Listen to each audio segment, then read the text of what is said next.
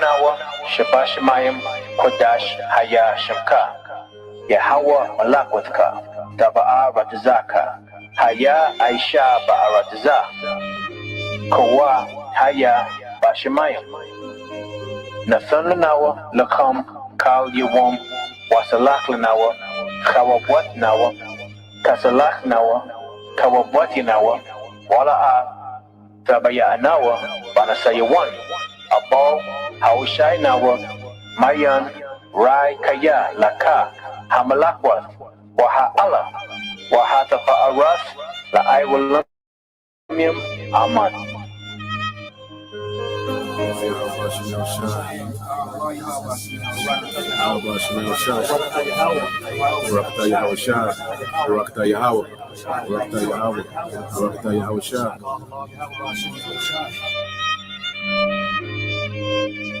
After this manner therefore pray ye, Our Father, which art in heaven, hallowed be thy name. Thy kingdom come, thy will be done, in earth as it is in heaven. Give us this day our daily bread, and forgive us our debts, as we forgive our debtors. And lead us not into temptation, but deliver us from evil. For thine is the kingdom, and the power, and the glory forever. Amen. Lay not up for yourselves treasures upon earth, where moth and rust doth corrupt, and where thieves break through and steal. But lay up for yourselves treasures in heaven, where neither moth nor rust doth corrupt, and where thieves do not break through nor steal. For where your treasure is, there will your heart be also. We're not fighting for riches of this world. We're not fighting for a position in this world. We're not fighting for a plot of land in this world to where we can claim our stake, and have an inheritance with the rest of the world. No, when we get our inheritance, we're going to get everything.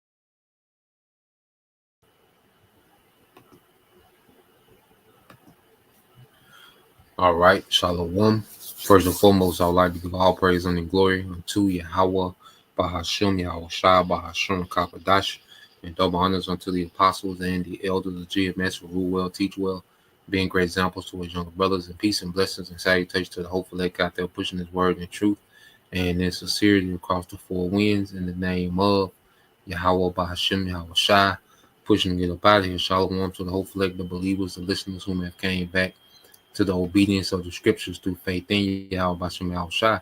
All right, and what I want to get into today, is the system is not all right, the system is not broke, it's rigged. All right, just not for you.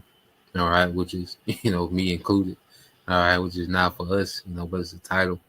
But this is a good follow-up, by the same guy. Did the documentary on last night. And just show you that how these devils have systems, okay, to where is rigged for them. Okay, these devils brag about having a high IQ and natural selection and manifest destiny, which it was prophecy for these devils to be in power. Okay, but they make it seem as if just because they're superior people, okay, that they're on top. Okay, first of all, it's prophecy that has you devils on top. Okay, and you devils, you run a rigged system. Okay, to where you, all right, have created, a system, all right, for the masses to fail, all right, and for the few that come from these particular families, and for a while, a larger portion of the nation of Edom was winning, You know, they enjoy, you know, what they call white privilege. All right, but even that is dwindling as they're going into this new world order. Okay, and as we're gonna, you know, go into this video, I got, you're gonna see that these same names, all right, from these elite families, okay, they run, control everything.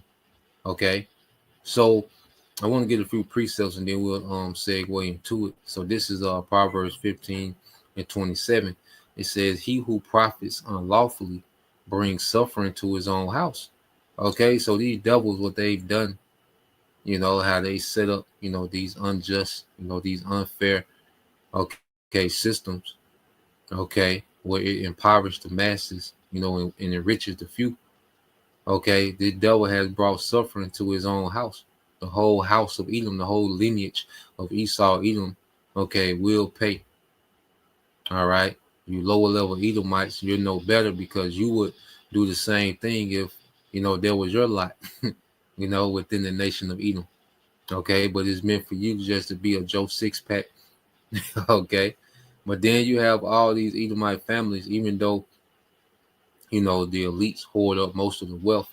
All right, these Edomites, all right, for a long time have been able to live well off the crumbs, you know, because as Israelites, we live off the crumbs of the crumbs, you know, from these elites. All right, these other Edomites, you know, they're able to still, they've been able for a long time to live, all right, above everyone else, all right, because of the robbery, okay, of the heads of their nation, man, okay, which are these bankers. You know, these bankers have been able to rob the wealth of the earth, okay, build up these cities and, you know, allow, you know, you Edomites, all right, to live well. Okay. And like I said, and if you know, lower tier Edomites were in the position of the bankers, you would do the same thing. Okay. But all you devils have benefited, all right, off the robbery, okay, of these elite bankers. Okay. You enjoy, you know, like I say, the Edomite privilege, you know, what they call white privilege. Okay. You know, you're able to get, you know, these loans and these particular things, and you all right, everyday Edomites, you know, certain, you know, tricks to the trade, and, you know, you get approved quicker and these different things. So they've given you the crumbs, okay, of their robbery. All right, they gave you a big portion of the crumbs, you know, and we get the crumbs from that. You know, with Israelites, us being the tail. Okay, but these devils have profited unlawfully because the earth was given into your hand. Okay, but the way these devils have ran the earth, okay, has been in a very wicked, all right, deceitful, cruel manner. Okay, and there's a punishment for that.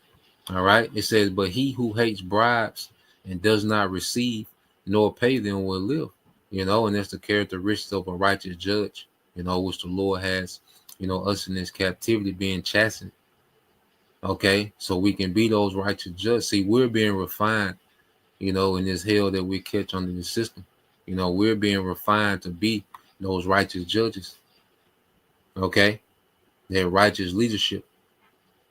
You see, so as we're seeing how not to do, you know, we're being groomed up in how to do in righteousness, man. Okay, let's go here. All right, so we're gonna get a couple of precepts, set the foundation, then we'll segue to the video. Now, this is the book, okay, of Jeremiah chapter 17 and 11, and this is an AMP, all right, the Amplified Bible. Jeremiah 17 and 11 says, "Like the partridge that hatched eggs which she had not laid." And see, what we have to understand about this capitalistic system, the system of capitalism, okay, it was meant for, all right, the elite few to benefit off the labor of the many. All right, these people are benefiting off labor. They have all this wealth that they didn't earn. You know, they're accumulating all the world's wealth that they're not earning.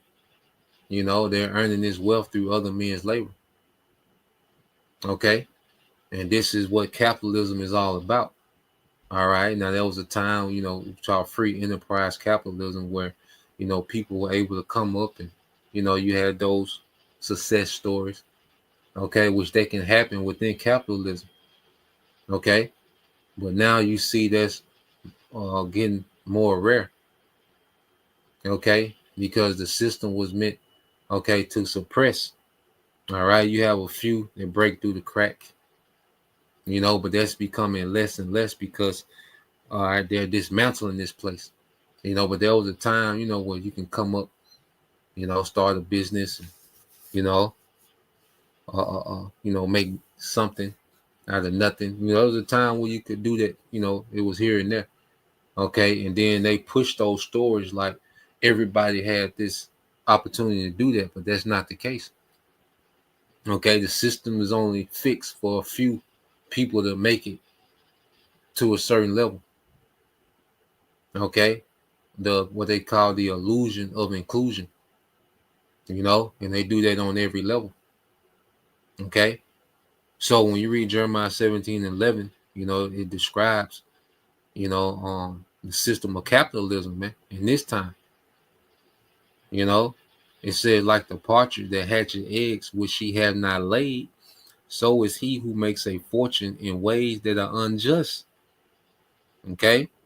And these devils, have made a fortune in ways that are unjust, man. This is a very rigged system. Okay, we're gonna get that word rigged. It said it will be lost, all right, to him before his days are over, and in the end he will be nothing but a fool, man. And Esau is finna be looked at like a goddamn fool, man. Okay, these people who have amassed all this wealth, okay, are going to lose it and go into captivity. Okay, is this the man? Okay, prophecy, all right, exalted this man, lifted this man up, okay, to dominate the earth, politically, militarily, economically, influence, okay, and prophecy is going to make him like a goddamn fool, man, because within, his rulership, okay, he made a fortune unjustly, man, okay, and we serve a righteous power, all right, so let's go from there. Let's get this in Proverbs. Then I'm going to get that definition for rig. Okay. It's Proverbs chapter 1. All right. In 16, it said, for their feet run to evil and they hurry to shed blood. And these devils go to war. All right. They go to wars to keep these systems in place. Okay. We have to understand all wars are banker wars, man. All right. They're funded and they're financed and they're for the agenda of the bankers. Okay, they give you this cover story on the and that happened with this, but ultimately it's the bankers that push these wars, all right, to keep this system in place. And now they're pushing for a war to switch the system over, because every war they establish a new system. Okay, after World War I, they got rid of the Ottoman Empire, all right, which was a monarch. They got rid of the czars, all right, Nicholas II, the czar in Russia. Okay, so they took them two monarchs off the board, okay, because it's easy to control, all right, a democratic, type, government system. It's easier to control, all right, a puppet government than a monarch. Okay, because a monarch has that, absolute power. Okay, so they took down the monarchs to divide, the power between the puppets. They will begin to infiltrate, they will begin to implant. Okay, so World War I, they took down, those two last major monarchies. Okay, which was Nicholas II, which they took a lot of gold from him. Okay, this is the last czar of Russia. Then the Ottoman Empire. Okay, and the Ottoman Empire, they had control over the land of Palestine. All right, where these small hats are at today.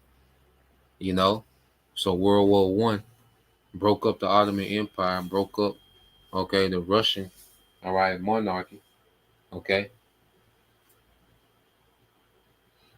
And then, all right, it allowed, these small hats to begin to set up shop in the state of Israel, the land, well, the land of Palestine then, because it was after World War II, all right, in 1948, all right, in World War II, what happened? All right, the world reserve currency went from the British pound to the American dollar. Okay, the Bretton Woods Agreement, came out the World War II. Okay, then you had the 1948 small hats established the state of Israel. Okay, them imposters. Okay, in this third world war, they want to go from this old system of government to a digital system. That's their agenda for this third world war. Okay, but we know how this third world war is going to go. Okay, it said, for their feet run to evil and they hurry to shed blood. Indeed, it is useless, okay, to spread the baited net in the sight of any bird. And see, the Lord has us on game because we're that bird that's seeing this devil set up the trap. Okay, we know that this system is going digital and it's going to lead to what? The MOTB. Okay, so we're watching this devil set up this system, man. Okay, the Lord has us in the light.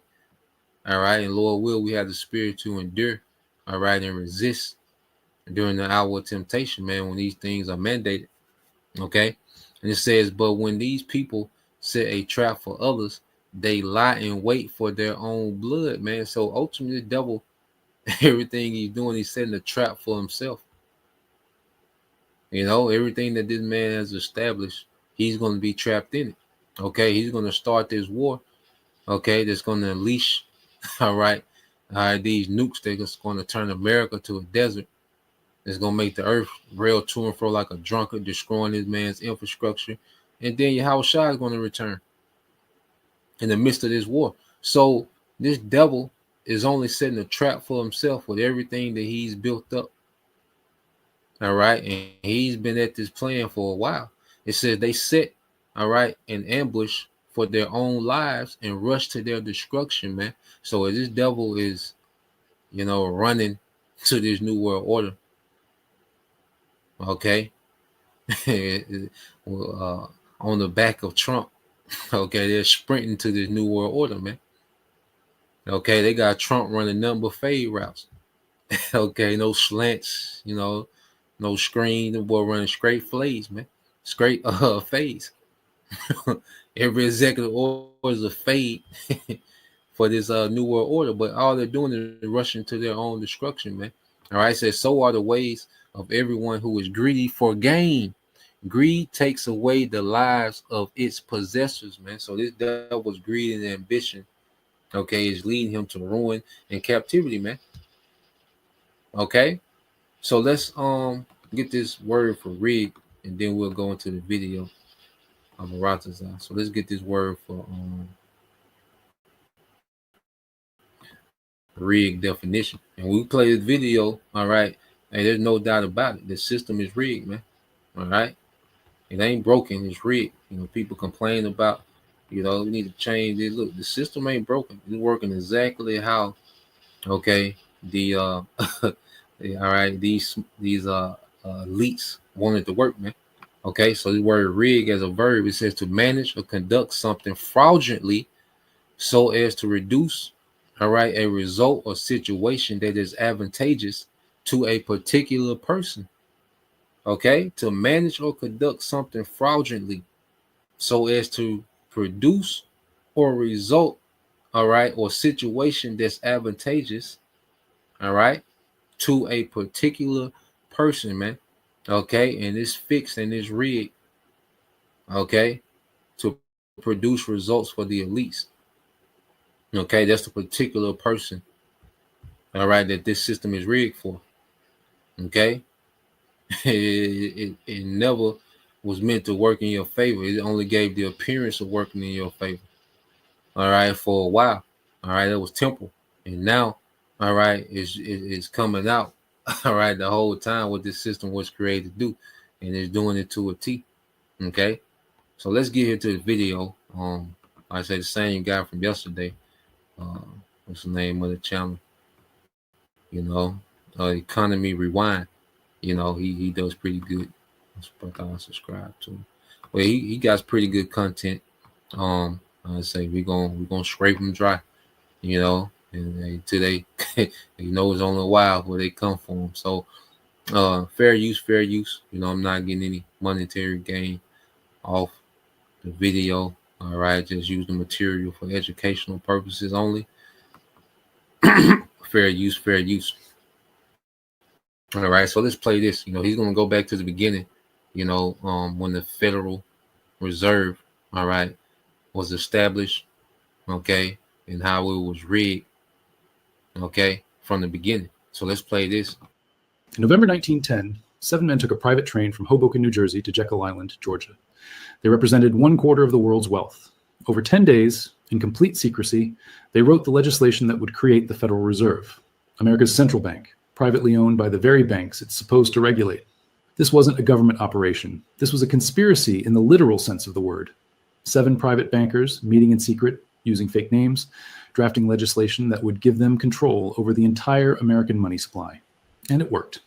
On December 23rd, 1913, with most of Congress gone home for Christmas, the Federal Reserve Act passed. 3 years after that secret meeting, these 7 men had achieved what no king, no emperor, no conqueror had ever achieved. They privatized the creation of money itself.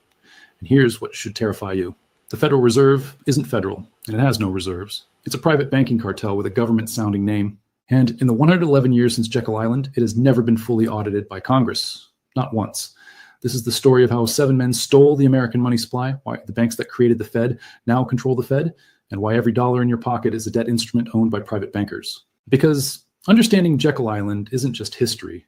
It's understanding who actually controls your money, your savings, and your economic future. And let me show you exactly what happened in November 1910, who these 7 men were, how they pulled it off, and why you're still living under the system they created in secret 115 years ago. Before Jekyll Island, you need to understand the Panic of 1907, because every major change to the financial system happens during a crisis. And the Panic of 1907 was the crisis these bankers needed.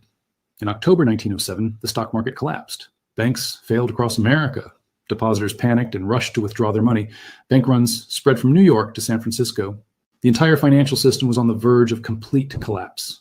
There was no central bank in 1907. America had tried central banks twice before. The first Bank of the United States, chartered in 1791, expired in 1811.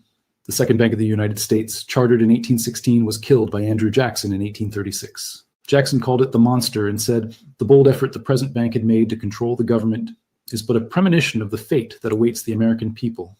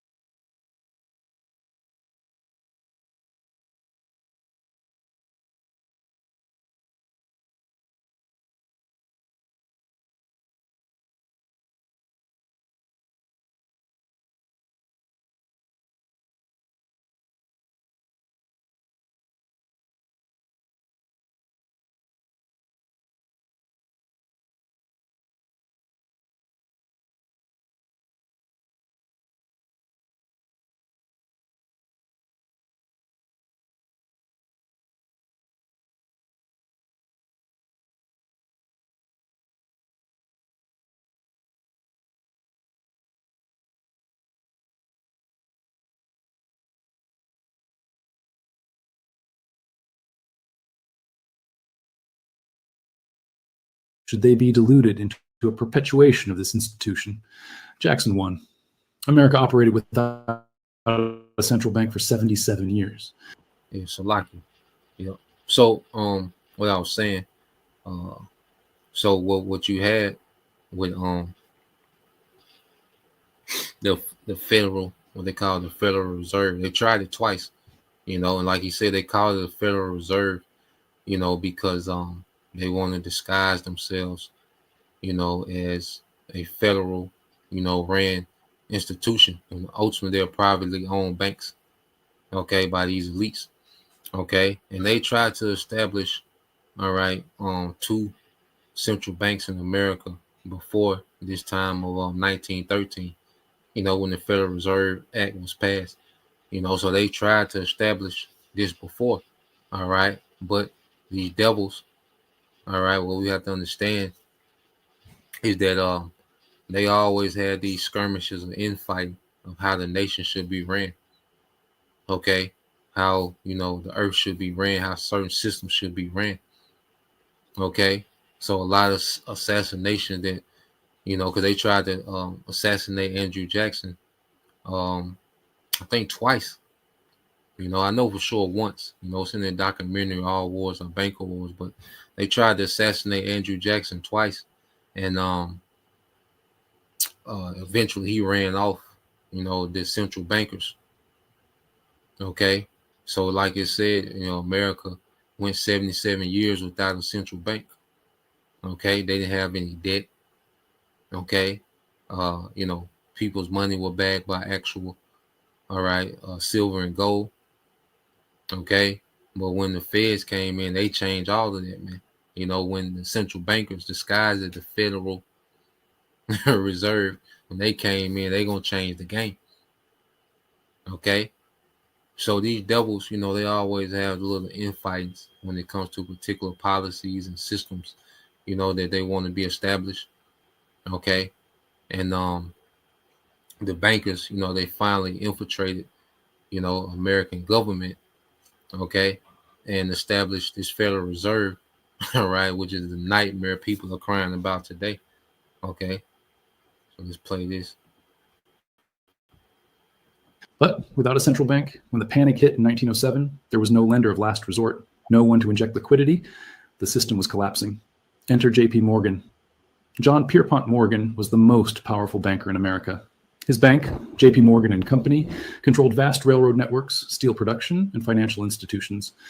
When the panic hit, Morgan personally organized the rescue. He locked the major bankers in his library, forced them to pool resources, and stopped the bank runs through sheer force of will and concentrated capital. Morgan saved the system. But here's what most people don't understand. Morgan didn't save the system out of civic duty. He saved it to prove a point. The point was this: America needed a central bank, and the bankers should control it. The panic of 1907 killed 25 banks and trust companies. Businesses failed, workers lost jobs, the stock market fell 50%. But J.P. Morgan emerged more powerful than before. He'd proven that private bankers could control the money supply better than the government, or so they claimed. In 1908, Congress passed the Aldrich-Freeland Act, creating a National Monetary Commission to study banking reform and prevent future panics.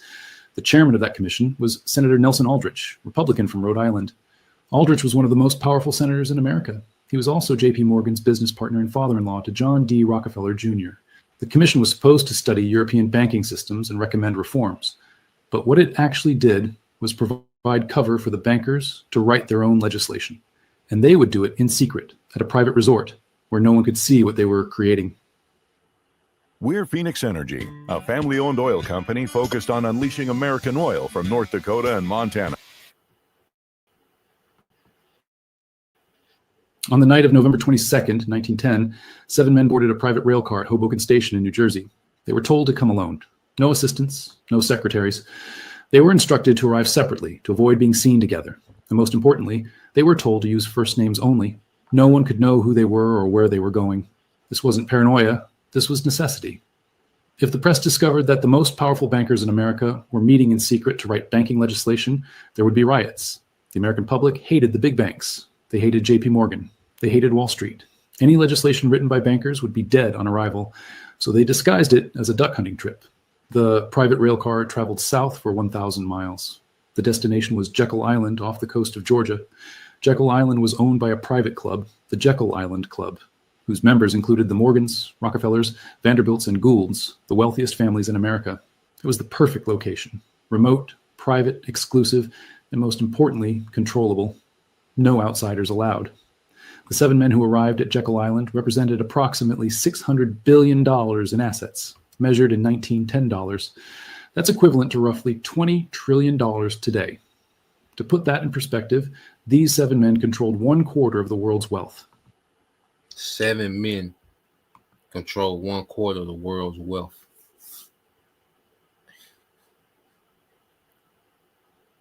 All right. It's rigged. Okay. System ain't broke, it's rigged. Man, it's crazy. 7 men. And these are representatives of, certain elite family. Now, these Rockefellers, which is the American branch of Rothschild, you're going to hear them in the mix tough. Okay, J.P. Morgan, they're in the mix tough, man. Okay, let me get a precept too, these secret councils, because, let's go here to the book of Isaiah, chapter 29, verse 15 in the AMP. It says, woe, which is destruction. All right, and these devils have nothing but destruction pronounced on them in the scripture. And that's why they want to try to also create a new reality, man, because they're guilty as hell in this reality. All right, but you can't create a new reality, man. Okay, you're subjugated to the will of Yahweh Shem Al Shai. It says, whoa, judgment is coming to those who try deeply, okay, who try to deeply hide their plans from the Lord, whose deeds are done in the dark, and who say who sees us or who knows us, man. Okay, and this is why the Lord has all these things coming out, man. And the Lord is reaching back. We all in 1913. All right, going into detail of this devil's wickedness, man. So the Lord got this nigga searched out, man. Okay, and every time frame with this nigga in power, it's some wickedness there, man. Okay, so man, this devil, all right, he has a lot to pay for, man. Let's go back. It's crazy, man. Between these 7 men, which they represented, 7 families, all right, or particular elite families, So let's play this. Let me introduce you to the conspirators. Nelson Aldrich, the political power. Senator Nelson Aldrich, Republican from Rhode Island, chairman of the National Monetary Commission. Aldrich was known as the general manager of the nation because of his control over Senate finances. He was one of the wealthiest senators in America, with investments in banking, sugar, rubber, and railroads. More importantly, Aldrich was family. His daughter married John D. Rockefeller Jr., making Aldrich the grandfather of the Rockefeller brothers, who would dominate American business and politics for the next 70 years. Nelson Rockefeller, Gerald Ford's vice president and governor of New York, was his grandson. Aldrich's job at Jekyll Island was simple. Take whatever the bankers created and guide it through Congress, make it seem like a government reform, not a banker's takeover. Frank Vanderlip, National City Bank. Frank Vanderlip was president of National City Bank of New York, the largest bank in America, and predecessor to today's Citibank. National City Bank was controlled by William Rockefeller, John D. Rockefeller's brother. Vanderlip represented the Rockefeller banking interests. Vanderlip later wrote about Jekyll Island in his autobiography, admitting, "I do not feel it is any exaggeration to speak of our secret expedition to Jekyll Island as the occasion of the actual conception of what eventually became the Federal Reserve System. We were told to leave our last names behind us. Discovery would have been fatal to our plan, fatal to their plan, because the public would have rejected it immediately if they knew bankers wrote it." Paul Warburg, Kuhn, Loeb and Company. Paul Warburg was a partner at Kuhn, Loeb and Company, one of the most powerful investment banks in America. But more importantly, Warburg was German. He came from the Warburg banking family of Hamburg and Frankfurt, one of the most influential banking dynasties in Europe. Warburg brought European central banking expertise to Jekyll Island. He'd studied the Bank of England, the Reichsbank, and the Banque de France. He knew how central banks worked in Europe, how they created money, controlled interest rates, and most importantly, how they enriched private bankers while claiming to serve the public good. Warburg was the intellectual architect of the Federal Reserve. The other bankers had power and money. Warburg had the blueprint. Benjamin Strong, J.P. Morgan's lieutenant, Benjamin Strong represented J.P. Morgan's interests. He was president of Bankers Trust Company, which was controlled by Morgan. Strong would later become the first governor of the Federal Reserve Bank of New York, the most powerful position in the Federal Reserve System. Strong's job at Jekyll Island was to ensure that Morgan's interests were protected in the new system, and he succeeded. When the Fed was created, the New York Fed became the dominant regional bank, and Strong ran it for 14 years until his death in 1928. Henry Davison, J.P. Morgan partner. Henry Davison was a senior partner at J.P. Morgan and Company. He was Morgan's most trusted lieutenant and one of the most powerful bankers on Wall Street. Davison's job was to coordinate the meeting and ensure that all the bankers' interests aligned. Charles Norton, First National Bank of New York. Charles Norton was president of First National Bank of New York, which later merged with National City Bank to form Citibank. Norton represented another arm of Rockefeller banking interests. A. Piatt Andrew, Assistant Secretary of the Treasury. This is the most revealing member of the group. A. Piatt Andrew was Assistant Secretary of the Treasury in President Taft's administration. He was the government official on the National Monetary Commission. His presence at Jekyll Island was crucial because it gave the meeting a veneer of official government business. But Andrew didn't represent the government. He represented the bankers. After Jekyll Island, Andrew left the Treasury and went to work for the bankers, coordinating the campaign to pass the Federal Reserve Act. For 10 days, these 7 men worked in complete secrecy at the Jekyll Island Club. They had the entire resort to themselves, no outsiders, no servants who might overhear, just 7 men with one goal: create a central banking system that would be controlled by private banks, funded by the government, and presented to the public as a reform to prevent panics. Here's what they had to solve. Problem 1. Americans hated the idea of a central bank. Andrew Jackson had killed the Second Bank of the United States for exactly this reason. Any legislation that created a central bank would be political suicide. Solution: don't call it a central bank. Call it the Federal Reserve System. Make it sound like a government agency. Use the word federal to imply government control. Use reserve to imply stability and backing. Problem 2. Americans hated Wall Street and the big New York banks. Any system that appeared to give more power to J.P. Morgan or the New York banks would be rejected. Solution: create multiple regional Federal Reserve banks spread across the country. Make it look decentralized, but structure the system so that the New York Fed controls everything. Problem 3. The government might actually try to control it. If this was truly a government institution, elected officials might use it for public purposes instead of banker profits. Solution: make it privately owned by the banks themselves, but give it government backing. The Federal Reserve banks would be owned by private member banks. These member banks would elect the directors. The government would appoint some board members, but the bankers would run the system day to day. This was the genius of Jekyll Island. They created a central bank that looked like a government agency, operated like a private cartel, and had the power to create money out of nothing. Let me explain how it works in simple terms. Before the Fed, money was relatively simple. Gold and silver were money. Paper dollars were certificates redeemable for gold. Banks couldn't create money out of thin air. They had to have gold reserves to back their lending. The Federal Reserve. Your currency was supposed to represent, all right, the actual, gold and silver reserve that you have. So that's why they made a cute term called the Federal Reserve. They came up with a cute title, but it was false. Okay, because silver and gold, for a long time has been, the an indicator of wealth. All right, it was a value system. All right, it goes back even. Let's go here real quick to Genesis 13. Okay, and 1, and says, so Abram went out of Egypt. All right, he and his wife and all that he had, and Lot his nephew with him, into Negev, all right, the south country of Judah. And it said, now Abraham was Abram, his name was Abram then. Abram was extremely rich in livestock and in silver and gold. Okay, livestock and silver and gold. He had real assets. Okay, and silver and gold was always, a universal, all right, asset of trade. Okay, and dollars, because the word dollar goes into a measurement, and it's supposed to be a measurement, all right, of an asset. Okay, because we're going to see, these devils, made the dollar back by nothing. All right, in which they've now created fake wealth. People have all these dollars. Okay, but these dollars do not, all right, translate, okay, the true wealth. And most people, people that are billionaires, they'll never see, like Jay-Z will never see $1 billion in one room at a time. Okay, it's just a number on the computer. Okay, and he's gonna get into it. You see, but yeah, just go into, even in the Bible, you go back to Genesis. There was always a measure of wealth, with silver and gold, livestock, tangible assets.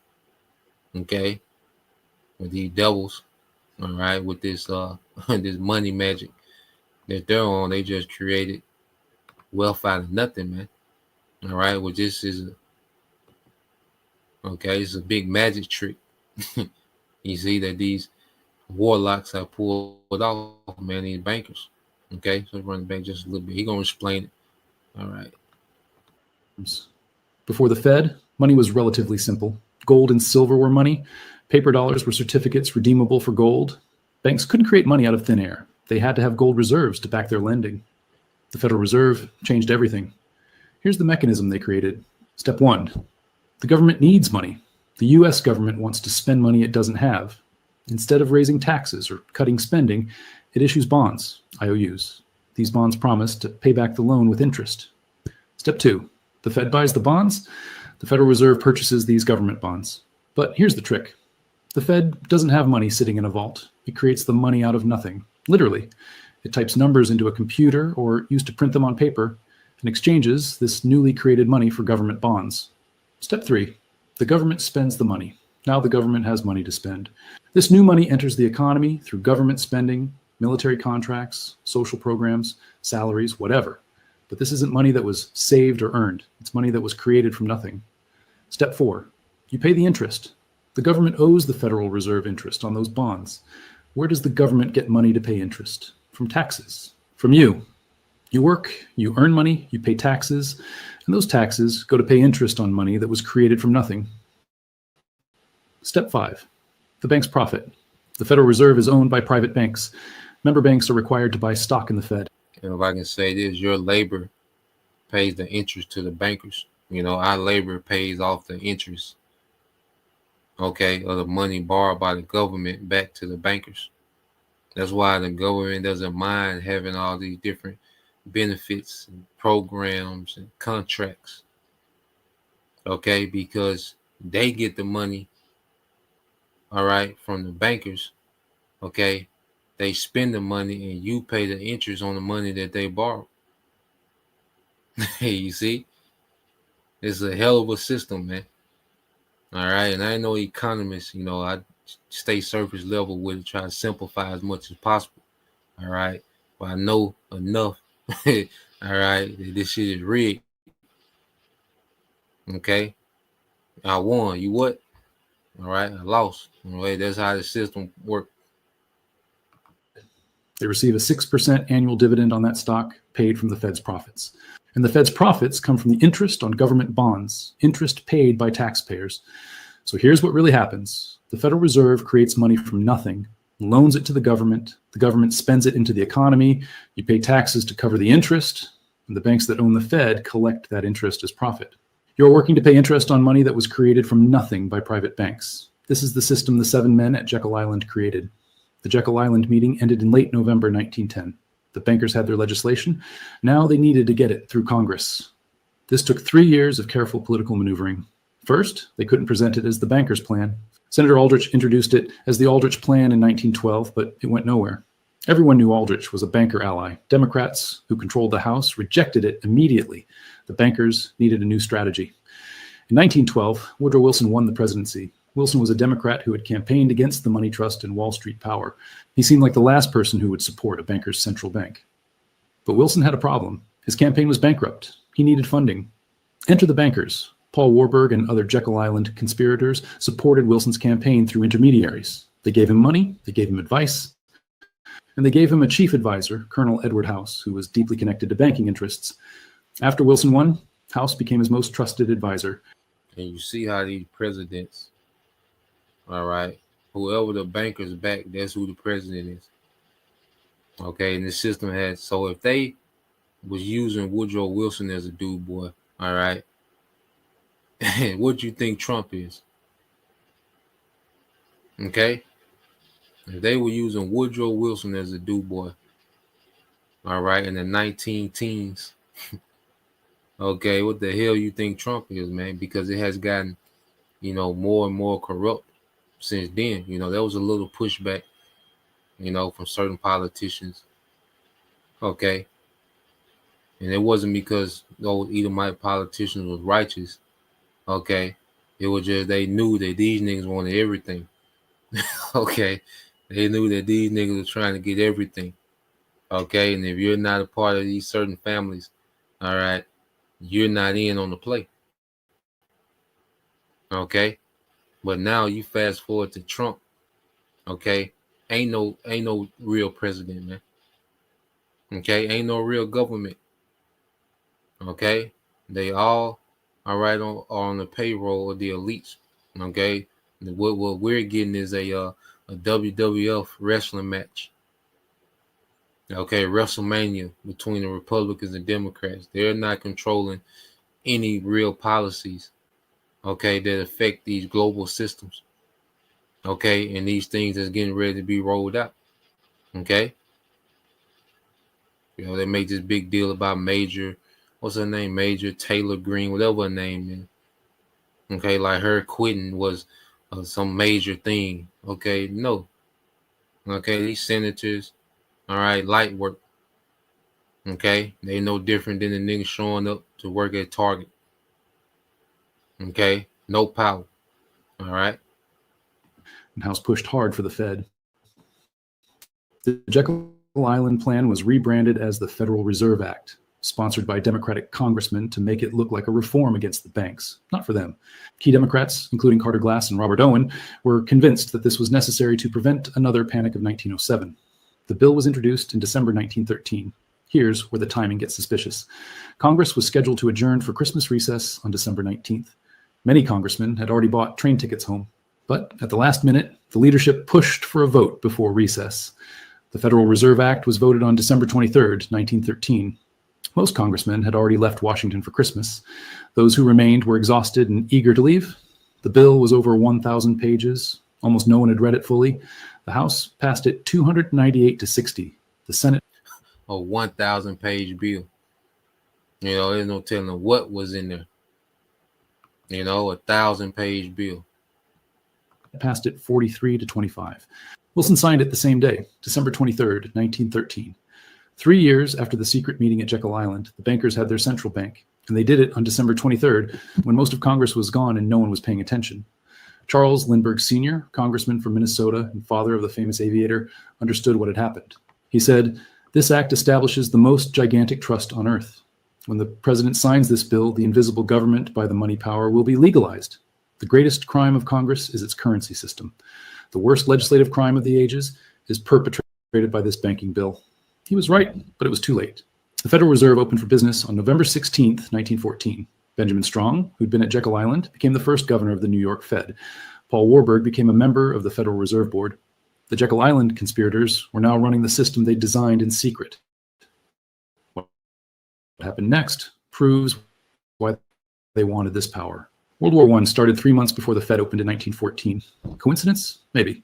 But what's not coincidence is what happened next. The Federal Reserve financed America's entry into World War I by creating money to buy government war bonds. This allowed the government to spend far beyond its tax revenues. The Fed created $25 billion in new money during the war, doubling the money supply. This benefited the banks enormously. They earned interest on the war bonds. They financed arms manufacturers. They loaned money to European allies. J.P. Morgan's bank became the sole purchasing agent for Britain and France and America, earning commissions on billions in war purchases. World War I made the banks rich. The Fed made it possible by creating unlimited money.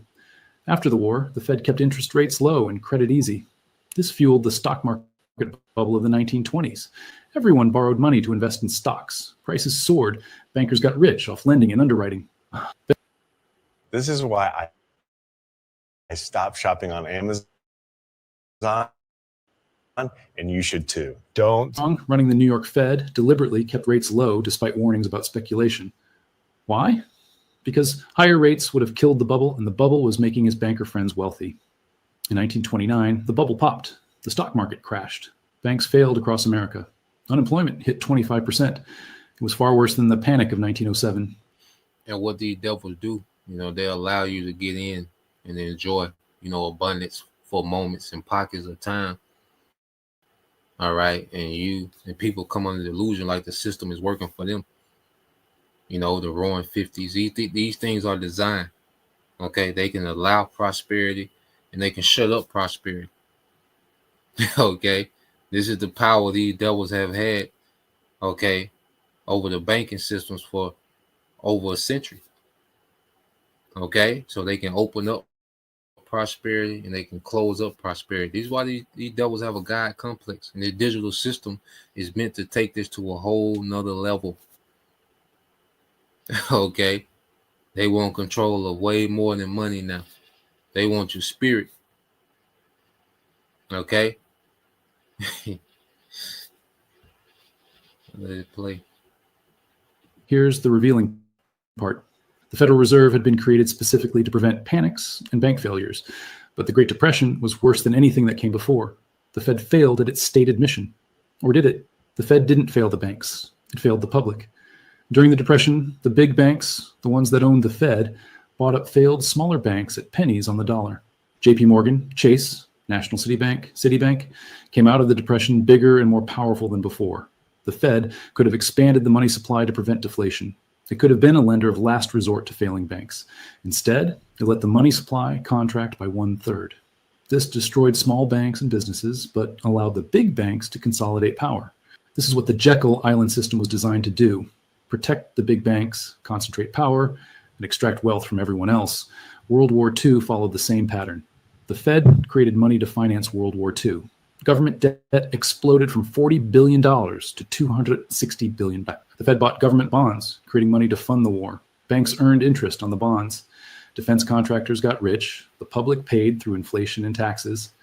In 1971, President Nixon completely severed the dollar's link to gold. Before 1971, dollars were theoretically convertible to gold. After 1971, the dollar became pure fiat currency, backed by nothing except the government's promise and the Fed's printing press. This gave the Fed unlimited power. If the dollar is backed by nothing, there's no limit to how many dollars the Fed can create. Let me show you what the Fed has done with this power. When the banks nearly collapsed in 2008 due to their own reckless mortgage lending, the Fed created $4.5 trillion to bail them out. Not a single major bank failed. Not a single executive went to jail. The Fed created money, bought toxic assets from banks, and made them whole. Meanwhile, 10 million Americans lost their homes to foreclosure. Now, I want to pay attention to this, because they make it seem as if, all right, immigrants, the welfare queens, okay, they make it seem as if they're the problem with the economy. All right. Now, niggas are a problem, but niggas aren't the reason of a poor economy. Okay. 2/3 got to go. Okay. We can agree to that. All right. But to say they're the problem of the economy, absolutely not. Now, look at these numbers. Okay. That's going to be given to the big banks for bailouts and the people that suffer behind these wealth grabs. All these recessions and depressions, this is nothing but wealth grabs. Okay, to destroy the wealth, okay, in the middle class, okay, to the, you see, because they pushing everybody to the poor. All right, they pushing everyone to the poor class that's outside, okay, of these elite families. Okay, so let's play this. Done with this power. When the banks nearly collapsed in 2008 due to their own reckless mortgage lending, the Fed created $4.5 trillion to bail them out. Not a single major bank failed. Not a single executive went to jail. The Fed created money, bought toxic assets from banks, and made them whole. Meanwhile, 10 million Americans lost their homes to foreclosure. Unemployment hit 10%. Middle-class wealth collapsed. The banks that owned the Fed were rescued. You weren't. In March 2020, when COVID hit and markets crashed, the Fed created $4 trillion in 6 months. It bought government bonds, corporate bonds, even junk bonds. It gave unlimited loans to banks at zero interest. The result? Stock markets hit all-time highs. Billionaires gained $1.8 trillion in wealth. Meanwhile, 40 million Americans filed for unemployment. Small businesses closed by the hundreds of thousands. The Fed created $4 trillion. Almost none of it went to working people. It went to banks, corporations, and the wealthy who own financial assets. By 2021, all that money creation caught up to reality. Inflation hit 9%, the highest in 40 years. Your money lost purchasing power. Gas, food, rent, everything got more expensive. The Fed's solution? Raise interest rates, which made borrowing more expensive, killed jobs, and crashed the economy into recession. Regular people lose their jobs. Banks keep making money on higher interest rates. This is the system working as designed. Since the Federal Reserve was created in 1913, the US dollar has lost 98% of its purchasing power. What cost $1 in 1913 costs $32 today. Your money loses value every year because the Fed constantly creates more money, diluting what you already have. This isn't accidental. This is inflation by design. The Fed targets 2% inflation annually. That means they deliberately devalue your money by 2% every year. Over a lifetime, your savings lose half their value. Meanwhile, the banks that own the Fed profit enormously. The Fed holds $5 trillion in government bonds. It collects interest on those bonds, interest paid by your tax dollars. In 2023 alone, the Fed earned over $100 billion in interest from the government. The Fed sets the interest rates that determine your mortgage, your car loan, your credit card rate, and your savings account return. When rates are low, you earn nothing on savings, but the banks borrow cheap. When rates are high, you pay more on debt, but banks earn more. The big banks know they'll always be bailed out. They can take enormous risks because the Fed will create money to rescue them if they fail.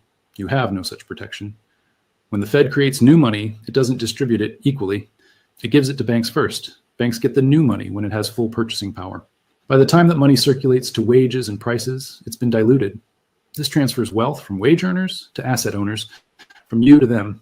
You work harder for money that's worth less every year. They create money from nothing and collect interest on it. This is the Jekyll Island system. Remember those 7 men at Jekyll Island? The institutions they represented now control the Federal Reserve. JP Morgan's bank is now JP Morgan Chase, one of the largest member banks of the Federal Reserve and one of the biggest shareholders of the New York Fed. National City Bank is now Citibank, another massive Fed member bank and shareholder. The Rockefeller interests that controlled National City Bank through William Rockefeller are now dispersed through various banks and investment firms, but they still hold enormous influence in the system. The structure they designed ensures this. Member banks own the Federal Reserve. They elect 6 of the 9 directors of each regional Fed bank. The Federal Reserve Bank of New York, the most powerful, is dominated by the biggest Wall Street banks. Who owns the Federal Reserve? It's not the government, it's the banks. And who are the biggest banks? JP Morgan Chase, Citibank, Bank of America, Wells Fargo, all descendants of or connected to the Jekyll Island conspirators.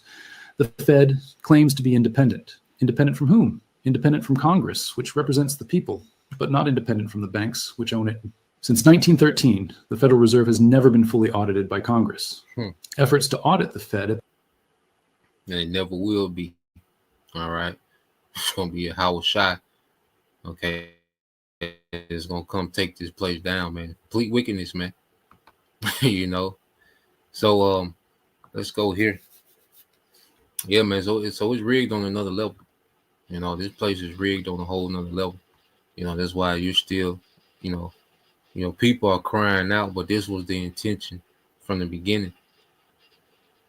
All right.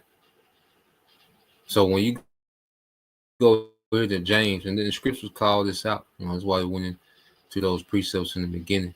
It says, come quickly now. This is James 5:1. Come quickly now. All right, you rich who lack true faith and hoard and misuse your resources, weep and howl over the miseries, the woes, going back to these woes, this destruction, the judgments that are coming upon you, man. Okay, going back to, all right, these woes, man. All right, this devil has earned all this judgment that's coming to him, man. Okay, ain't no salvation in this man's. His whole lineage is gonna pay for this, man. Okay, this man has done a lot of wickedness in the earth, man. Woes, the judgments that are coming unto him, man. You see, who misuse their resources, the devil. Because there's a righteous way to rule the earth, man. Okay? Even like that, he could have been just a look corrupt. Like, this nigga took it there. You know, he could have just been a look off, man. This nigga took it there, man. This is crazy. All right? The system that this man has in place. Okay? Let's go here to the book of Habakkuk, chapter 2 and 9. All right. This is the book of Habakkuk, chapter 2 and verse 9. And it says, whoa. You see? Hey, nothing but judgment, man. I don't know what nigga got salvation out of this, man. All right, which we know, like I say, them niggas sell out, but you Israelites that's running with this and believing it, man. What you're not into the Bible, man. Okay, this ain't for you, man. Whoa, judgment is coming to him who obtains wicked gain for his house, his lineage.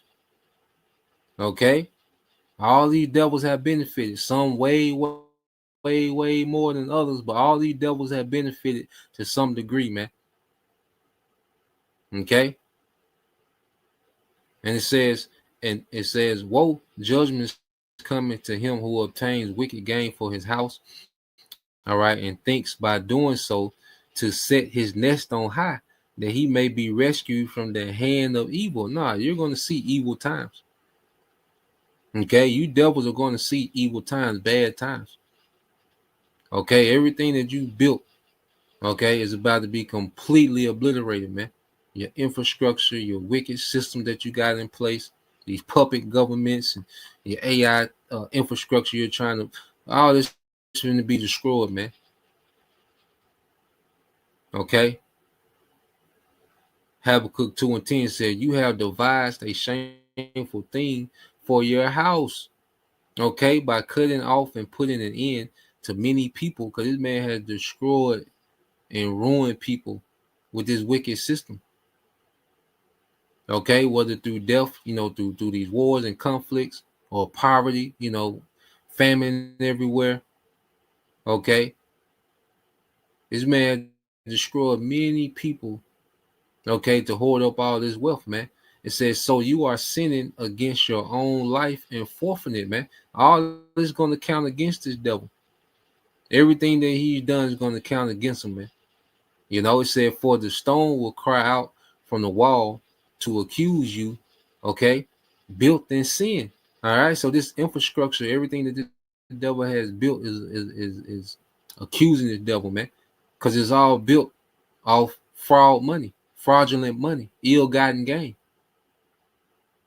Okay, so his own infrastructure and all these things that he's built up, okay, off this fraudulent gain is accusing him, man. It says, and the rafter will answer, all right, it out of the woodwork. Okay, and it says, whoa, judgment is coming to him who builds a city with bloodshed and establish a town by violence, man. Because they told you who just funded those two wars, who got rich off those two wars. Okay, the elites and their contractors, man, all Edomites, man. So this is why. All right, let's go here. We'll end it here. All right, this is Ecclesiastes 10 and 8, man. You already know. Sirach 10 and 8, it says, because of unrighteous dealings and injuries and riches got by deceit, the kingdom is translated from one people to another, man. All right, from Esau into Jacob, man. Okay, so yeah, man, the devil is done.